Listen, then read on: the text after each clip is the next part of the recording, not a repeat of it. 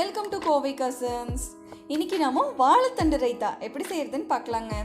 ரொம்பவே ஹெல்த்தியான ஒரு ரெசிபிங்க. கொஞ்சம் வித்தியாசமாகவும் இருக்கும். செய்யறதும் ரொம்ப ரொம்ப ஈஸிங்க. கண்டிப்பாக இது அடிக்கடி குழந்தைங்களுக்கு செஞ்சு கொடுங்க, ரொம்ப நல்லதுங்க. உங்கள் எல்லாருக்குமே இது ரொம்ப பிடிச்ச ஒரு ரெசிபியாக இருக்கும். பிரியாணி, தோசை, இட்லி இந்த மாதிரி நீங்கள் இது எது கூட வேணாலும் வச்சுக்கலாங்க. சும்மா கூட சாப்பிட்லாங்க, அவ்வளோ டேஸ்ட்டாக இருக்கும். வாங்க இப்போ வாழைத்தண்டு ரைத்தா எப்படி செய்யறதுன்னு பார்க்கலாம்.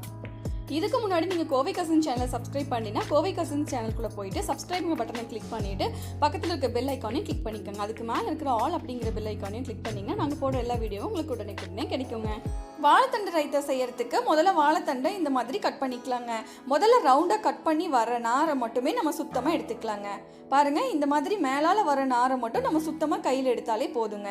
இதை மறுபடியும் பொடி பொடியாக கட் பண்ணி தண்ணியில் போட்டு மோரில் போட்டு அதுக்குள்ளே மறுபடியும் இருக்கிற நாரெல்லாம் சுத்தமாக எடுத்துட்டிங்கன்னா இந்த தண்டில் எந்த சத்துமே இருக்காதுங்க. தயவு செஞ்சு இனிமேல் அப்படி பண்ணாதீங்க.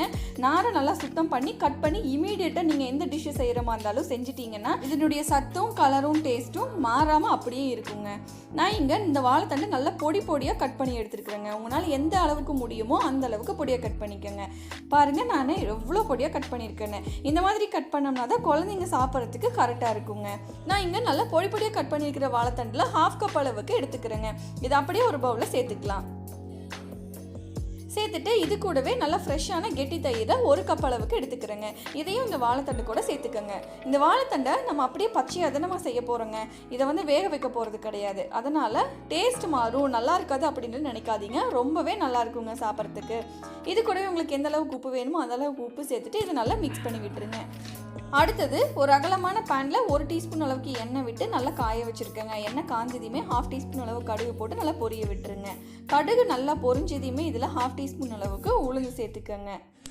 சேர்த்துட்டு இது கூடவே நான் இங்கே 15 சின்ன வெங்காயத்தை நல்லா பொடி பொடியாக கட் பண்ணி எடுத்துருக்கேங்க. கூடவே 2 பெரிய வரமிளகாயை விதை நீக்கிட்டு எடுத்துருக்கேங்க. கூடவே ஒரு கொத்து கருவேப்பிலையும் எடுத்திருக்கேன். எல்லாத்தையும் ஒன்றா எண்ணெயில் சேர்த்துட்டு இந்த வெங்காயத்தை நல்லா வணக்கி எடுத்துடலாங்க. சப்போஸ் உங்களுக்கு பச்சை மிளகா பிடிக்கும்னா அதை கூட நீங்கள் சேர்த்துக்கலாம். இன்னும் டேஸ்ட் ரொம்ப நல்லாயிருக்கும். வெங்காயம் இந்தளவு வணங்கினதையுமே கேஸ் ஸ்டவ் ஆஃப் பண்ணிவிட்டு இதை அப்படியே தயிரோடு சேர்த்துக்கலாங்க. நம்ம ஏற்கனவே தண்டோடு சேர்த்து மிக்ஸ் பண்ணி வச்சுருக்கிற தயிரோடு இதை சேர்த்துருங்க. சேர்த்துட்டு கூடவே கடைசியாக கொஞ்சமாக கொத்தமல்லி இலையை நல்லா இந்த மாதிரி பொடியாக கட் பண்ணிவிட்டு இதை கூட சேர்த்துட்டு நல்லா ஒரு தடவை மிக்ஸ் பண்ணி விட்டுருங்க. அவ்வளோதாங்க, ரொம்பவே ஹெல்த்தியான டேஸ்டான வாழைத்தண்டு ரைத்தா ரெடி ஆயிடுச்சு. உங்களுக்கு ரொம்ப பிடிக்குங்க. செஞ்சு சாப்பிட்டு பாருங்கள், அவ்வளோ டேஸ்ட்டாக இருக்குங்க. செஞ்சு சாப்பிட்டு எங்களுக்கு எப்படி இருக்குன்னு கமெண்ட் பண்ணுங்கள். கூடவே லைக் பண்ணுங்கள், ஷேர் பண்ணுங்கள், சப்ஸ்கிரைப் பண்ணுங்கள், பக்கத்தில் இருக்க பெல் ஐக்கானையும் கிளிக் பண்ணுங்கள். வேறு ஒரு நல்ல டிஷ் எப்படி ஈஸியாக டேஸ்ட்டாக செய்யுதுங்கிறது உங்களுக்கு நான் ஷேர் பண்ணுறேன். அது வரைக்கும் பை பாய்.